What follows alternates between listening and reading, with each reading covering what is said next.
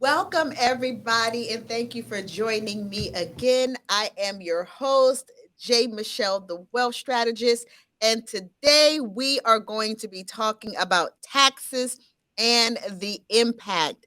You know me, and I'm always talking about how to get your money right. My personal wealth coach always talks about how to get your money, how to get more money, and then how to keep your money. And so today I have a very, very special guest, Brian, and I'm going to say his last name, Joubert. With us today, All right. Brian Joubert, who is a expert as it relates to taxes, and he is going to be talking to me and talking to us about taxes. Welcome, Brian. Thank you. Thank you. I appreciate that, man. I'm glad to be here.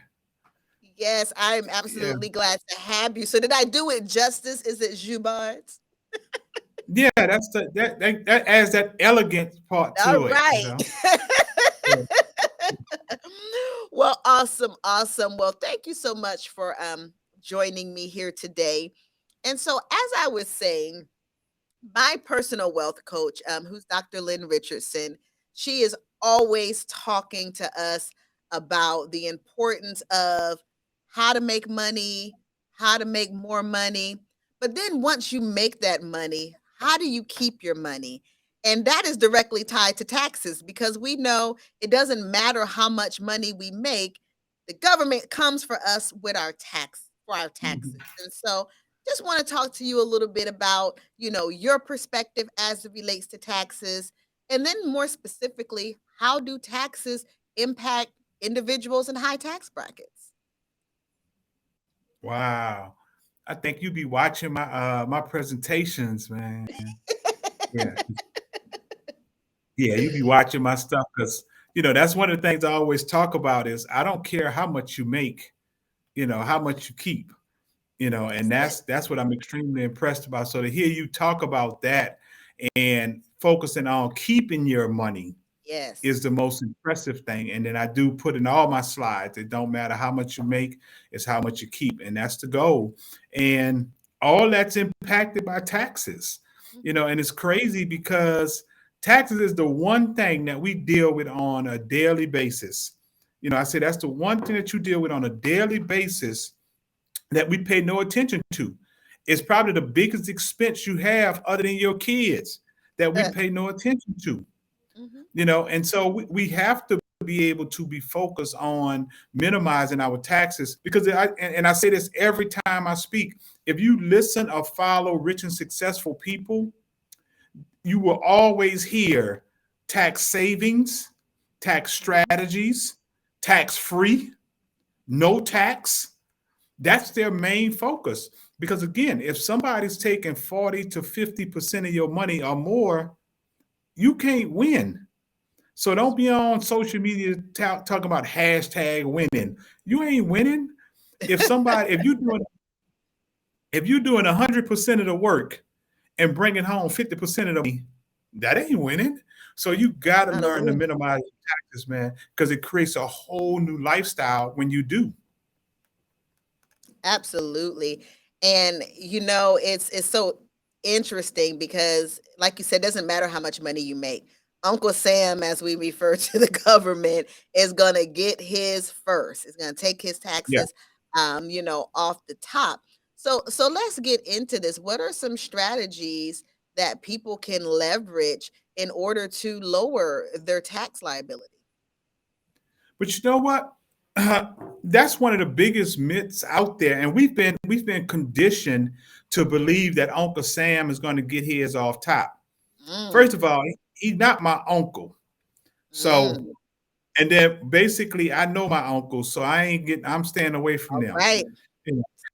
And then, like the thing about it is that we've been so conditioned to say that. But again, if I'm self-employed, I actually make money. I spend Yes. my money. I spend my money and then I pay taxes on what's left. So he's not getting his off the top because I'm taking care of all my expenses first, and then he'll get what's left. So Yes. when you talk So about one Brian, of the, yes, so yes, I'm glad you said that, and I want you to talk about that because that's where being a business owner comes in, right? Hmm. Because for the employee, you know, their money Yeah. gets taken. But for those of us who are entrepreneurs, who are business owners, absolutely. So I want you to zoom in on that because that is key. Yeah. But the one thing that people really don't understand is employees pay the highest amount of taxes. Yes. You pay the highest amount of taxes when you work for somebody, but then secondly, you have no control over it. That's the thing, is you have no control. And I guess with me, I'm not gonna say I'm a control freak, but when I make my money, I want to be able to manage my own money, and I want to be able to say Yes. where my money needs to go. I don't want nobody dictating where my money needs to go or are supposed to go. And so when you're working a job, you're going to pay more because automatically you're going to have what they call FICA, which nobody know who FICA is. And Social Security and Medicare that comes off the top. You don't have a choice. If you say, well, know what, I don't want to pay Social Security, I don't care about Social Security, I'm not living for that. They still gonna take it. It don't Mhm. matter. And then if you say, well, know what? I ain't gonna pay, you don't have to pay federal or state taxes.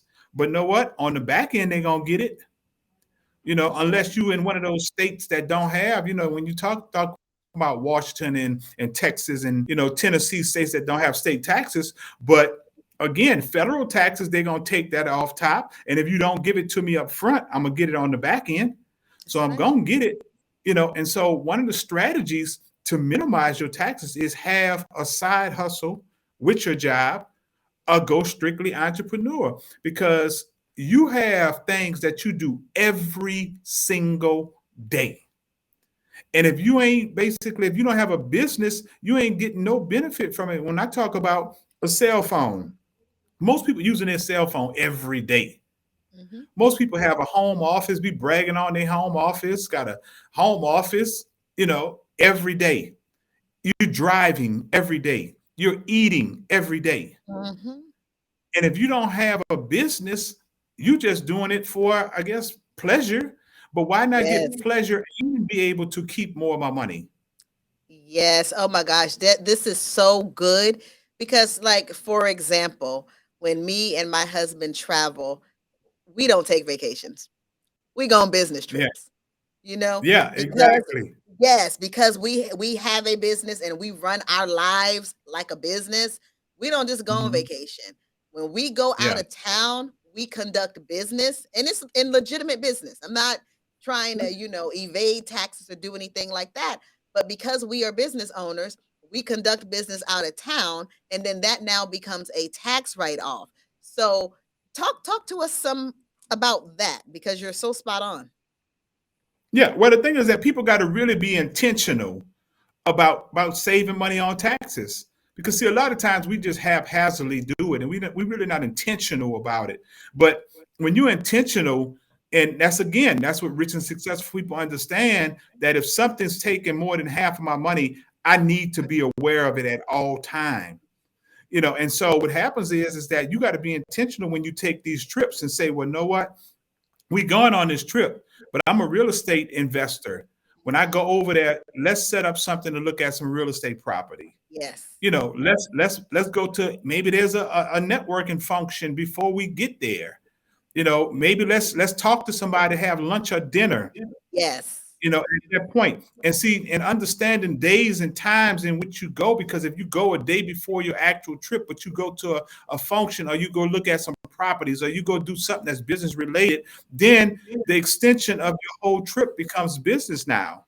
Yes. And so it's so many different little things that we got to understand that actually we do every day, every month, taking trips, every other month we taking trips, and so why not? I'm doing it anyway. So if I can get a tax write-off for it, that now can actually help me get back. If I'm a W-2 employee and I take a trip and I got a side hustle, now I can take that side hustle. That's part of my business trip. Now I can write that off, reduce my taxable income from my job, get back an extra $1,000 on my taxes. I didn't pay for my trip. And so Absolutely. So it's really it's so many things out there, but if you're not intentional about it, because it's the one thing you deal with every day. When I say that, if you got a house, pretty much every day you paying a percentage of property taxes. The way it's accumulated every day, it adds up your property taxes. So at the end of the year, this is how much your property taxes are.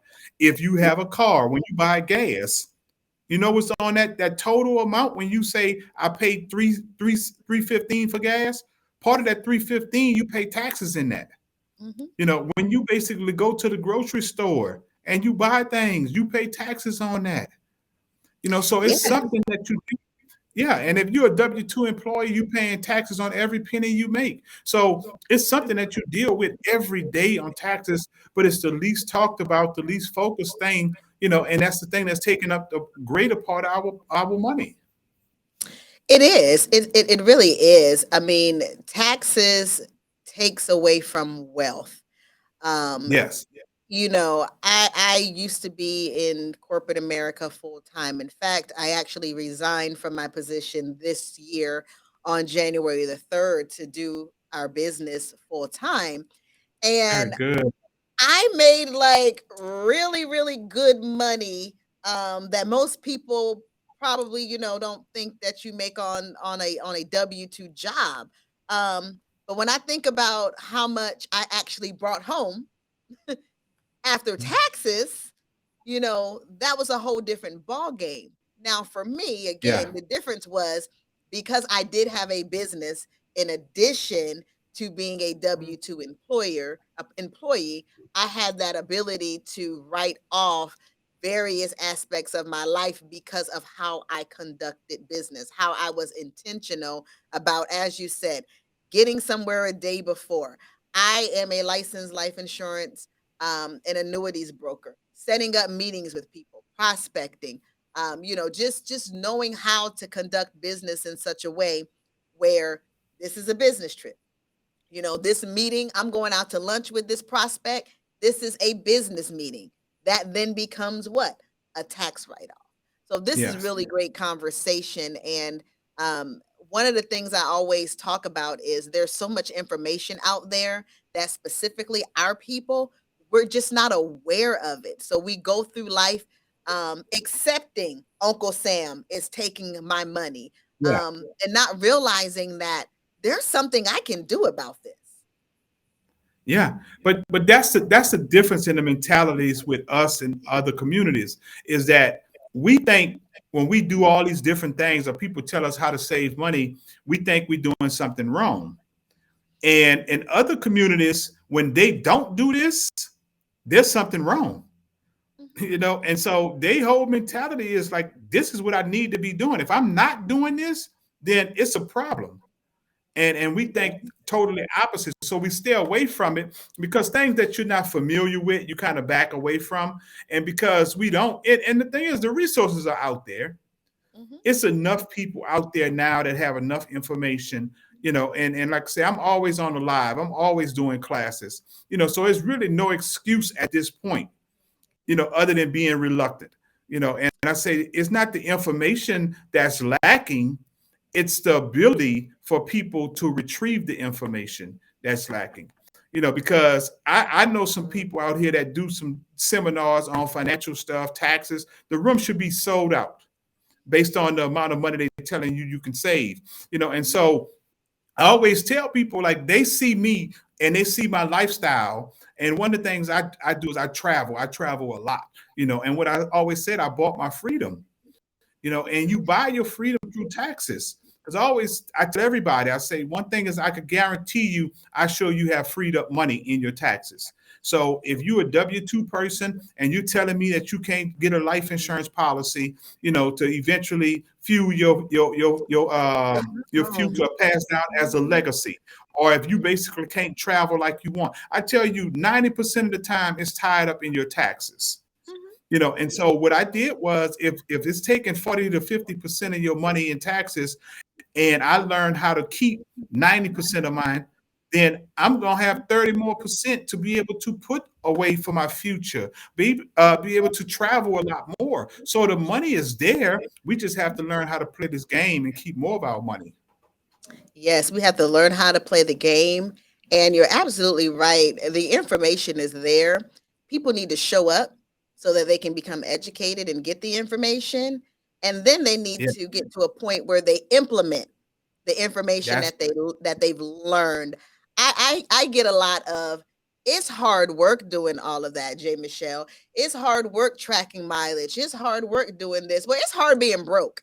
That's the way I yeah, look at it. It's hard work not having, the things that you need to have, the things that you want to have. It's hard work not being able to try. I'd rather put in the work to be able to get my money back and not allow the taxes to take my money. I'd rather put in the work that way than to be working hard, being trapped in a system or a mindset that I got to work for a job and just give away my money. I don't yeah. understand that, But, but it's hard work getting up every morning, going to a job where you try not to cuss Yes, somebody out every day. I'm like, come on. trying not to cuss somebody out every day on the job is hard. Like, and so that's hard work to me. What's hard is basically trying to stay positive, knowing that they're gonna let you off one day or lay Yes, you off. That's yes, hard to me.